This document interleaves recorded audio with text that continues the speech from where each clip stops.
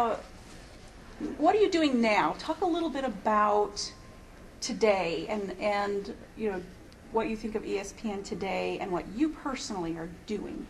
Well, one of the things that there are several things I'm doing. One, the birth of ESPN, Sports Junkies Rejoice, the birth of ESPN was, I wrote it back in the early 1980s, a hardcover, and we had Create Space do the paperback version, and it's now also on Kindle.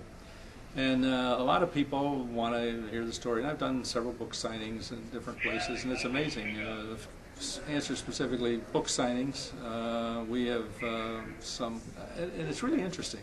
We had a group in Philadelphia for a morning breakfast sponsored by the Philadelphia Business Journal. We had a law firm at night that's into Philadelphia sports. We have coming up a group with young entrepreneurs in Kansas City and Wichita. They all want copies of the book, and they all want to talk about when they first heard of ESPN.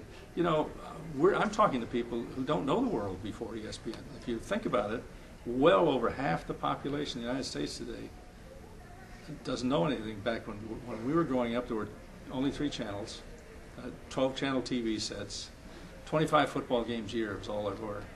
I was at ESPN a year or so ago for an anniversary, and I said, if you remember before we started, the big networks did 25 football games a year. That was it, all 3 combined.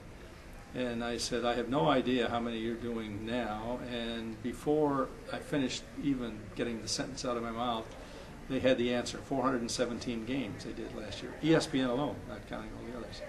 So they like to hear those kinds of stories, and they particularly like to have a copy of the book, and I end up signing a lot of books.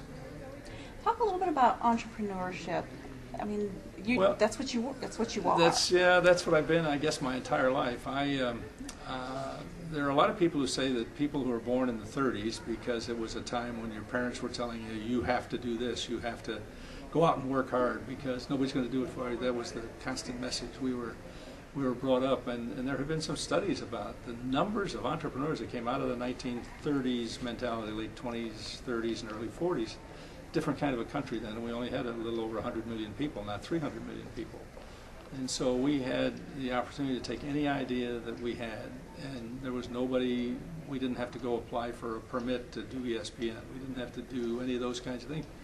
And that's the way we were brought up, and I, for some reason, I just keep having ideas. I have ideas now, and more books to write, and if Create Space will have me again, I'm going to be writing some of those.